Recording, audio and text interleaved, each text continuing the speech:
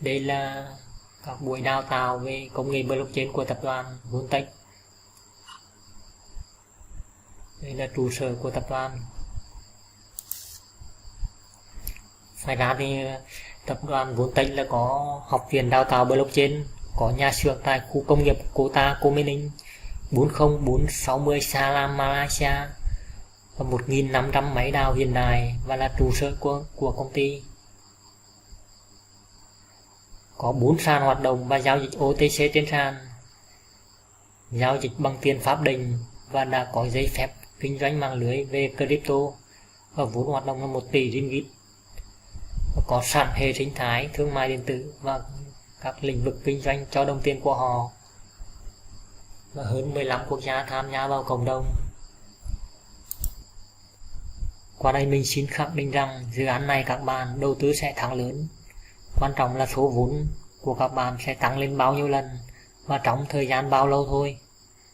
Dự án rất là minh bạch rõ ràng. Thứ nhất là trụ sở CEO, thứ hai là nền tảng pháp lý, thứ ba là hệ sinh thái, và các bạn có thể rút gốc và lãi bất kỳ lúc nào. Và một dự án tương tự trong quá khứ là dự án Plus Token. Đồng Plus Token đã tăng hàng trăm lần rồi và có giá hiện tại là hơn 104,87 đô la. Và các bạn muốn mua đồng vốn này thì các bạn phải lên Google Play tải cái app có tên là Orion X.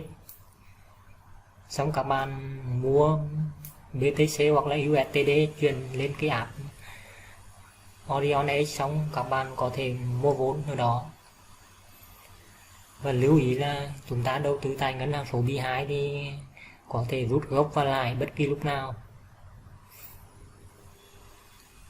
Thì ở đây là nó hiện cái số dư có sẵn của các loại tiền kỹ thuật số. Đây là số đô la quy ra tổng của tất cả các loại tiền kỹ thuật số này. Tiếp theo là phần vốn. Thì phần deposit thì các bạn muốn nhận cái vốn từ ai thì các bạn copy cái địa chỉ ví này và gửi cho họ. Phần withdraw là phần rút ra, tức là các bạn muốn gửi cho ai thì các bạn lại gửi cho họ, nhập cái số vốn ở đây.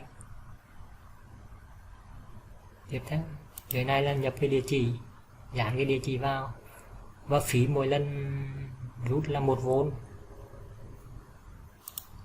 Transaction history, tức là cái lịch sử giao dịch đó thì nó sẽ thống kê ở đây hết. Tiếp theo là phần BTC. Thì BTC cũng tương tự, có phần nạp, phần rút và phần lịch sử ETH, USDT, Litecoin. Phần My Organization thì nó hiện cái hệ thống ở đấy. Nếu các bạn thấy cái cơ hội này là tốt và tạo ra lợi nhuận cao và gia tăng số vốn đầu tư của các bạn trong một thời gian ngắn thì các bạn có thể chia sẻ cơ hội này cho bạn bè của các bạn. Tiếp theo là phần AIB Pool. Cái phần AIB Pool này là phần để kích hoạt đầu tư đó. Thì các bạn muốn kích hoạt đầu tư thì các bạn nhập cái số vốn ở đây. Và tại ngân hàng số B2 thì đầu tư tối thiểu là 100 đô la trở lên. Các bạn nhập cái số vốn ở đây làm sao trên 100 đô la là các bạn ấn vào Proceed là các bạn kích hoạt được đầu tư.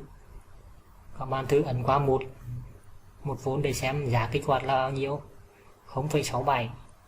Thì các bạn ước chừng là trên 100 đô la các bạn kích hoạt được. Ví dụ 155 vốn đi trên 100 đô la rồi. Xong các bạn ấn vào Proceed là kích hoạt đầu tư.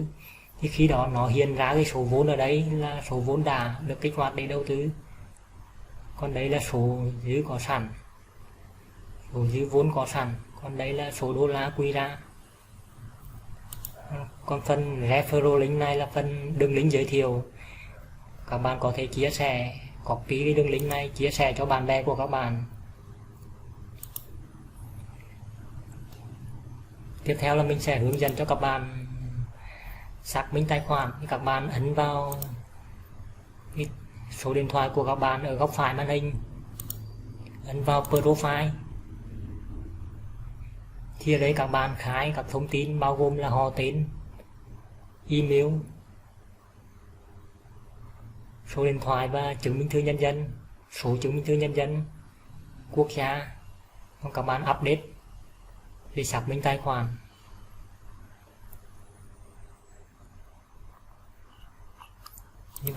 Như vậy hôm nay mình đã hướng dẫn cho các bạn cách đăng ký tài khoản ngân hàng số B2 cũng như cách xác minh tài khoản, và giới thiệu qua về các cái tổng quan trong cái ngân hàng số B2 này, cũng như cách kích hoạt đầu tư. Video của mình đến đây là hết. Xin chào các bạn.